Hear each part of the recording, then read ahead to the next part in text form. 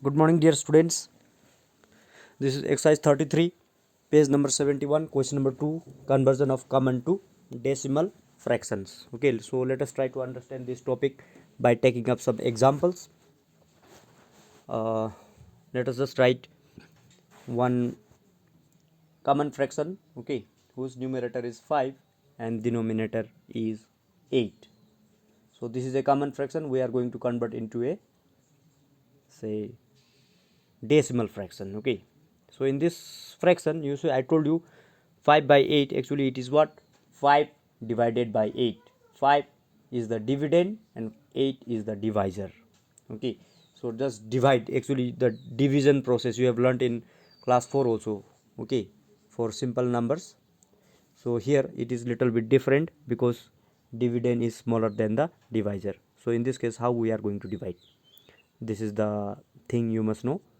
So let me just write at the proper places the divisor and the dividend. Okay, you know where to write divide and where to write the dividend and where to write the divisor, am I right? So let me just write in their proper places. Okay, this 5 and 8, and 5 is the dividend I told you, and 8 is the divisor. So in the format which I'm writing here, you must know where to write the dividend and where to write the divisor. This is very important. You cannot just write wherever you want.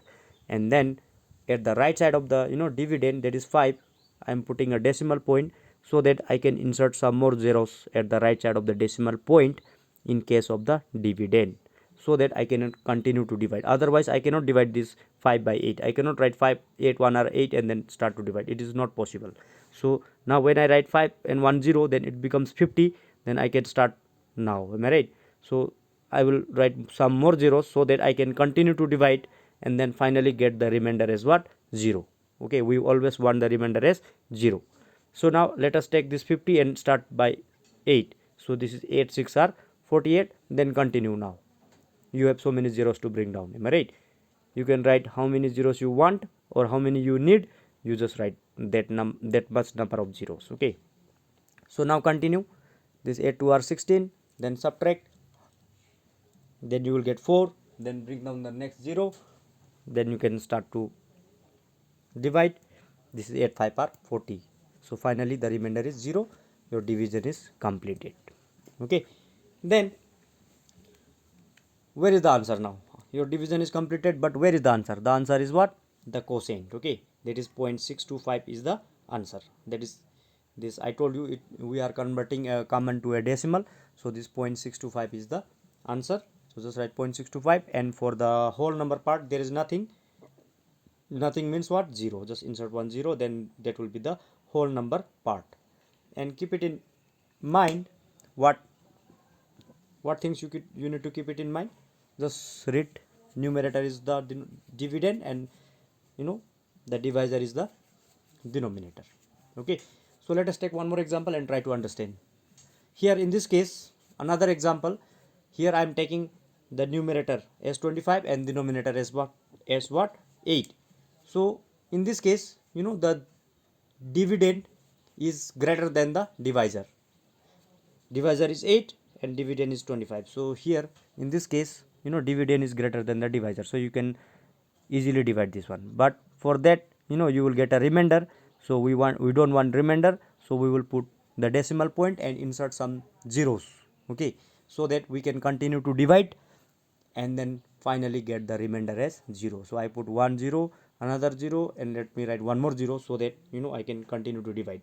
I will use how many zeros? Okay, it will be needed when I start to divide.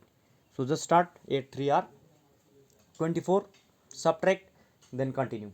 Okay, continue to divide. This is, say, 0. 8 1 are 8, then subtract, then you will get 2, am I right? 10 minus 8 is 2. Then bring down the next, this one, zeros.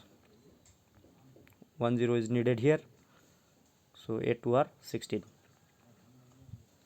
Then again subtract. This is 4. 20 minus 16 is 4. Then you bring down the next 0, then it is now completely divisible. Okay, in the last step, this is the last step, I mean 8 5 are 40, correct? So this is 40, then 8 5 are 40, remainder is 0. I told you need to divide until the remainder is 0. So now the answer is where? The quotient, correct? Where is the quotient? At the top, that is, this is equal to what? 3.125. Where is the point? Here is the point, correct? So we get the answer. Remember, we have converted the fraction into a decimal one, correct? So this is the thing. Okay, so if you have any problem, just let me know. Try to solve that, I mean those questions in your book, and then tell me. Okay, if you have any kind of problem, I will help you out. Okay, I can give you the solution. Then till then, solve all those questions. And for today, thank you so much. Take care.